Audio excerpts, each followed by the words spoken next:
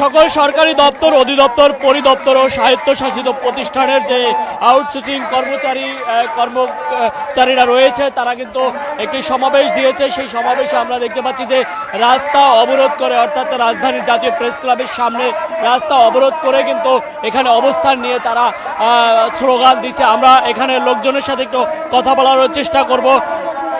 আপনাদের আজকে কি দাবিটা কি? ভাই, আমাকে চাকরি স্থায়ীকরণ করতে হবে, আর 15 মাস বেতন পায় না, সে বেতনটা দিতে হবে, আর বেতন বৃদ্ধি করতে হবে, তারপর আপনার যাতে মাসগুলি বেতন ঠিকঠাক করে পায়, এইটাই আমার দাবি। আর আমাদের যেন কথা কথা চাকরি থেকে বের করে না দেয়, এইটুকু চাই আমরা। বুঝতে পারছেন ভাই?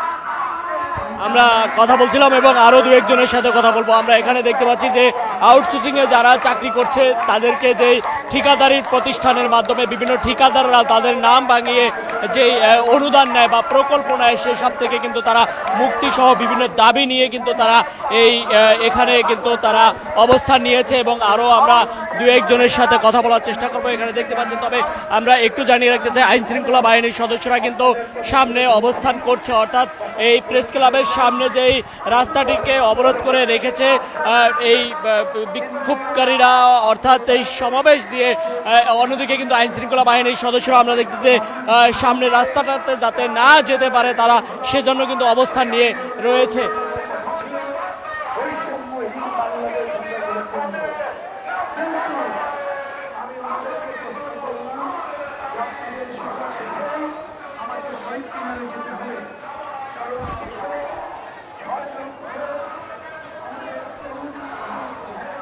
আজকে আপনাদের দাবিটা কি? দাবি নিয়ে আসছেন? আমাদের দাবি হচ্ছে আমাদের চাকরি স্থায়ীকরণ। আমাদের এক দফা এক দাবি 2018 সালের আউটসোর্সিং নীতিমালা বাতিল করে ঠিকাদার বিলুপ্ত করে আমাদের চাকরি স্থায়ীকরণ করতে হবে। এই ঠিকাদার দ্বারা আমরা অনেক বছর যাবৎ নির্যাতিত হয়ে আসছি। এই ঠিকাদার বিভিন্নভাবে আমাদেরকে নানানভাবে হয়রানি করে। প্রতি বছর তারা চাকরি রিনিউর নামে তাদেরকে টাকা দিতে হয়, ও কারণে আমাদেরকে চাকরি থেকে ছাড়াই করে, কোনো নোটিশ ছাড়া চাকরি থেকে যে কোনো সময় ছাড়াই করে দেয়। আমরা ডিউটির 8 ঘন্টার চেয়ে আমরা অতিরিক্ত ডিউটি করি। এখন পর্যন্ত কোনো উপর মহল থেকে আপনাদের সাথে যোগাযোগ করা হয়েছে এই আন্দোলন থামানোর জন্য? এখন পর্যন্ত এমন কোনো আমি ব্যক্তিগতভাবে শুনতে পাই নাই, তবে আমরা আশাবাদী যে উপর মহল থেকে অবশ্যই আমাদের সাথে যোগাযোগ করবেন এবং আমাদের যৌক্তিক দাবি তারা মেনে নেবেন। আর যতক্ষণ পর্যন্ত আমাদের দাবি মানা না হবে ততক্ষণ পর্যন্ত আমরা রাজপথে আছি, রাজপথে থাকবো ইনশাল্লাহ। কোথা থেকে এসেছেন? আমরা নেত্রকোনা মেডিকেল কলেজ থেকে এসেছি। আজকে কি সারা বাংলাদেশে সমাবেশ? হ্যাঁ, আজকে সারা বাংলাদেশ থেকে আমরা এখানে এসেছি। আমরা আপনার সাথে কথা বলবো। এই দাবি নিয়ে আপনার দাবিটা কি, আসলে কি চাচ্ছেন মূলত আজকে সমাবেশের মাধ্যমে? আমার দাবি একটাই দাবি, এই স্থায়ী চাকরি। আমাদের ঠিকাদার বাতিল করতে হবে। ঠিকাদার বেতন দিবে সরকার, ঠিকাদারের কোনো প্রয়োজন নাই। আর আপনারা তো প্রবেশ করছেন ঠিকাদারের মাধ্যমেই।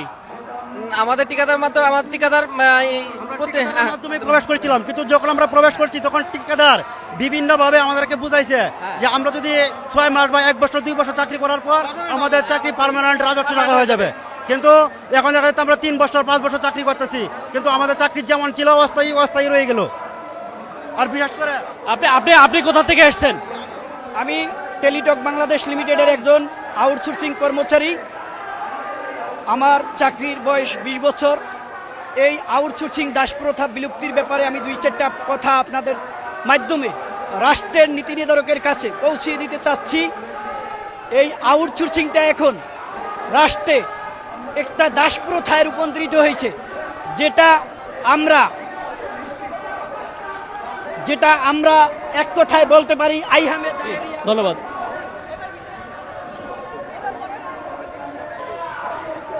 আপনারা দেখতে পাচ্ছেন এই মুহূর্তে যদি দেখানোর চেষ্টা করি তাহলে দেখতে পাচ্ছেন যে প্রেস ক্লাবের সামনে যে অবস্থান নিয়ে তারা কিন্তু দাঁড়িয়ে রয়েছে এবং দেখানোর চেষ্টা করছি যে তারা সেই দুপুর থেকে কিন্তু এখানে অবস্থান নিয়ে আছে এবং তারা যে সমাবেশ ডেকেছে এই সমাবেশে কিন্তু সারা বাংলাদেশে যারা আউটসোর্সিংয়ের যে নিয়োগপ্রাপ্ত বা আউটসোর্সিংয়ের মাধ্যমে কাজ করে আসছে বিভিন্ন ঠিকাদার প্রতিষ্ঠানের মাধ্যমে তারা এই চাকরিতে প্রবেশ করেছে। সেই প্রবেশ করার পরে কিন্তু তারা এবং তারা কিন্তু এই মুহূর্তে অবস্থান নিয়ে তারা বলছে যে ঠিকাদারি প্রতিষ্ঠানের যে যাদের মাধ্যমে প্রবেশ করেছে তাদের থেকে তারা রেহাই পেতে চায় এবং সরকারি চাকরিতে স্থায়িত্ব করার জন্য কিন্তু তারা এখানে অবস্থান নিয়েছে এবং এখানে কিন্তু সারা বাংলাদেশ থেকেই তারা এসে দাঁড়িয়েছে, সেটি কিন্তু আপনারা দেখতে পাচ্ছেন। এবং আরও দু একজনের সাথেও আমরা কথা বলার চেষ্টা করব। এখন পর্যন্ত যদি বলা হয় তাহলে কিন্তু প্রেস ক্লাবের সামনে যে অবস্থান নিয়ে একেবারেই কিন্তু শুয়ে পড়েছে অনেকে, সেটা কিন্তু দেখতে পাচ্ছি।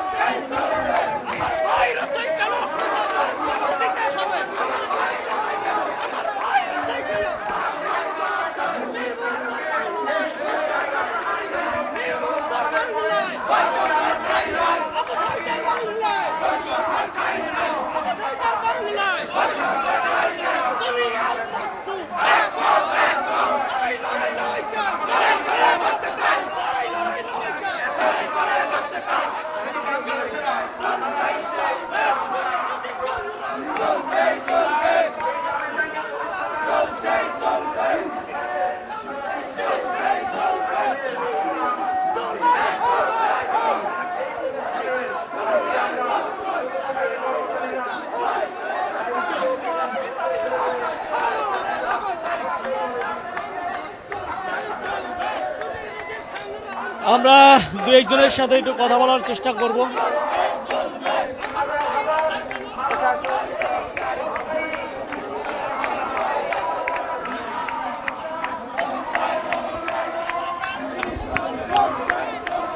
কে কোথা থেকে এসেছেন এবং কেন দাঁড়িয়েছেন?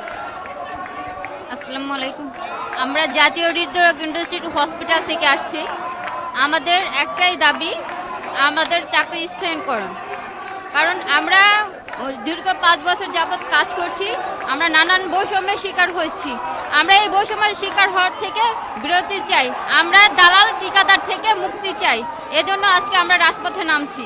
দাবি আদায় না হওয়া পর্যন্ত আমরা রাজপথ ছাড়বো না। আমাদের এটাই দাবি, চাকরি জাতীয়করণ করতে হবে। একটা ব্যাপার হচ্ছে যে এই আউটসোর্সিং এর মাধ্যমেই তো আপনারা ঢুকছেন বা ওই ঠিকাদারি প্রতিষ্ঠানের মাধ্যমেই ঢুকছেন, এখন কেন চাচ্ছেন এভাবে? আমরা চাই বৈষম্য বিরোধী দূর হোক। কারণ আমাদের ডক্টর ইউনিস সরকারের মাধ্যমে আমরা চাই সবকিছু যেন সমাধান হোক, আমাদের জন্য একটা পথ দেখায় দেয়। আমরা প্রতিদিন যে নির্যাতিত হচ্ছি তার থেকে আমরা মুক্তি চাই। এজন্য আজকে আমরা মাঠে নামছি। দেখছিলাম এবং দেখানোর চেষ্টা করছিলাম এই মুহূর্তে আপনারা যদি জেনে থাকবেন যে আউটসোর্সিং এর যারা আওতামুক্ত যে প্রতিষ্ঠানগুলো অর্থাৎ সরকারি স্বায়ত্তশাসিত এসব যারা কাজ করছে তারা কিন্তু চাকরিকে স্থায়িত্ব করার জন্যই কিন্তু এই মুহূর্তে এই সমাবেশ দিয়েছে এবং এটি বলা যেতে পারে যে রাস্তাটিকে অবরোধ করে কিন্তু রাজধানীর যে প্রেস ক্লাবের সামনে রাস্তাটি রয়েছে সেই রাস্তাতে দুই পাশেই কিন্তু অবরোধ করে তারা এই বিক্ষোভ করছে, সেটি কিন্তু আমরা দেখতে পাচ্ছি। তবে আইন শৃঙ্খলা বাহিনীর সদস্যরা কিন্তু অবস্থানে রয়েছে এবং প্রেস ক্লাবের পাশে কিন্তু আইন শৃঙ্খলা বাহিনীর অবস্থান রয়েছে, সেটি কিন্তু আমরা দেখতে পাচ্ছি। তবে এখানে এখন পর্যন্ত কোনো যেই সমাবেশ বা বিক্ষোভগুলোতে আমরা দেখতে পাচ্ছিলাম যে রাস্তা ঠেকিয়ে বা ওভারটেক করে যে উপদেষ্টার বাসভবনের দিকে বা এইসব এখনো পর্যন্ত যায়নি। তবে কেউ কেউ এখানে জানিয়েছে যে তারা উপদেষ্টার বাসভবনের দিকেও কিন্তু যাওয়ার সম্ভাবনা রয়েছে। তবে আইন শৃঙ্খলা বাহিনীর সদস্যরা কিন্তু